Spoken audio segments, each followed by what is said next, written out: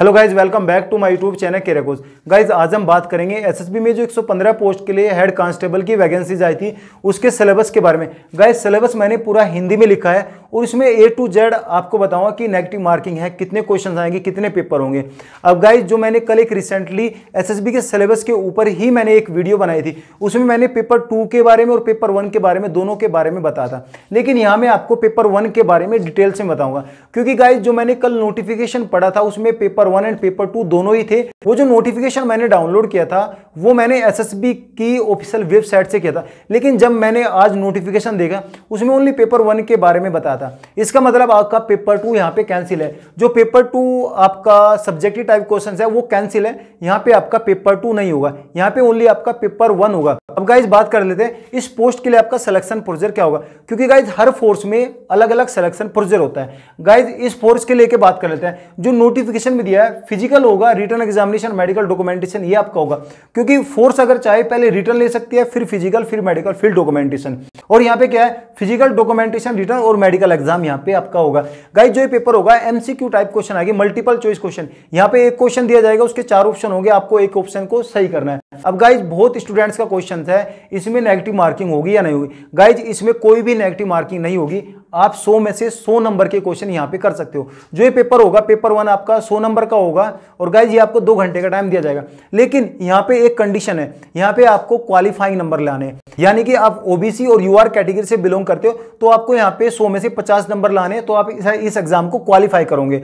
अब गाइज दूसरी कंडीशन है, अगर आप ST/SC से बिलोंग करते हो तो यहाँ पे आपको 45 नंबर लाने हैं 100 में से, तो आप यहाँ पे क्वालिफाइंग करोगे। अब क्वालिफाइंग करने के बाद ही आपकी मेरिट लिस्ट बनेगी। गाइज आपको 50 और 45 नंबर तो चाहिए क्वालिफाइंग करने के लिए। उसके बाद आपकी मेरिट लिस्ट के हिसाब से आपको कैंडिडेट्स को नोटिफिकेशन भेजा जाएगा।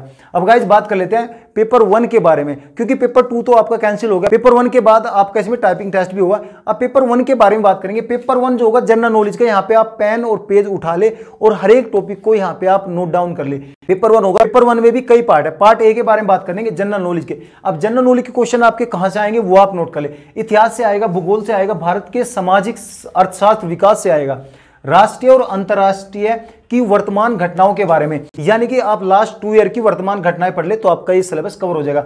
राष्ट्रीय और अंतरराष्ट्रीय महत्व करंट अफेयर के बारे में आप यहाँ पे लास्ट 2-3 साल की करंट अफेयर पढ़ लेना, वो आप यहाँ पे इनफ है, ज्यादा पढ़ने की कोई जरूरत नहीं है। भारतीय इतिहास के बारे में आपको पूछा जाएगा, स्वतंत्रता आंदोलन के बारे में पूछा जाएगा, भारतीय राजनीति के बारे में पूछा जाएगा और अर्थशास्त्र के भी बारे में यहाँ पे पूछा जाएगा, विश्व भूगोल के बारे में पूछा जाएगा और जनसंख्या के बारे में भी पूछा जाएगा।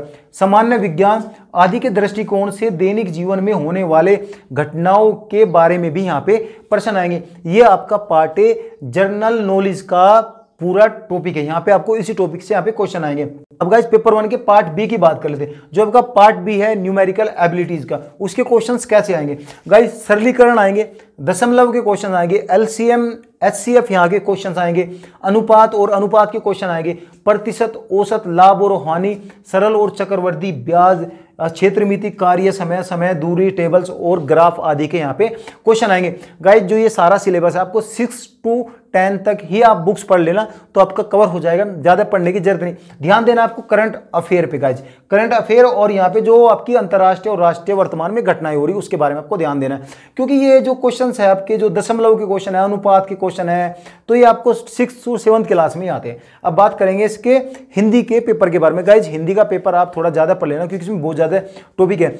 अब गाइज हिंदी के आप नोट डाउन कर ले। अलंकार, सरस, समास, पर्यायवाची, विलोम, तत्सम, तत्भाव, संध्या, संधि विच्छेद, विलोम शब्द और शब्दों के स्त्रीलिंग रूप में आपको परिवर्तन करना, बहुवचन के क्वेश्चन आएंगे, कहावतें के क्वेश्चन आएंगे और गाइज लोकतिया के अर्थ यहाँ पे आएंगे, व्याख्यांशों के शब्द आएंगे और गाइज यहाँ पे अनेक शब्दों के लिए एक शब्द बनाना होगा आपको, किसी वाक्य को अन्य लिंग में परिवर्तन आपको करना होगा, मुहावरे और उनका अर्थ क्या होगा, अशुद्ध वाक्य और गाइस शुद्ध वाक्य क्या होंगे, अशुद्ध वाक्य को शुद्ध करना, ठीक है, लिंग और वचन, कारक, वर्तनी, त्रुटि, रचना, रचयिता। तो गाइज ये यहाँ पे क्वेश्चन आएंगे हिंदी के। गाइज जो ये मैं सिलेबस आपको बता रहा हूँ हिंदी और इंग्लिश दोनों का सिलेबस की मैं आपको PDF दूंगा, आप वहां से डाउनलोड कर लेना।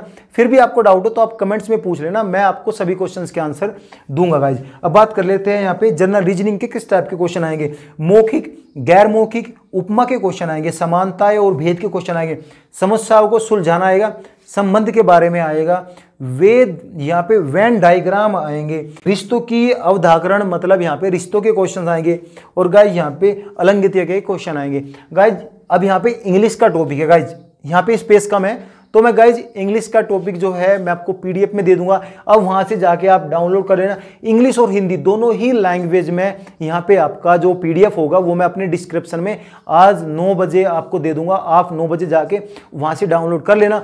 गाइज फिर भी अगर आपको इस सिलेबस से लेके कुछ भी डाउट है तो आप मेरे कमेंट्स बॉक्स में जाके कमेंट कर सकते हैं, आपके सभी कमेंट्स का मैं आंसर दूंगा। गाइज चैनल पर नए हो तो चैनल को सब्सक्राइब कर ले और गाइज वीडियो को लाइक एंड शेयर करें। Thank you.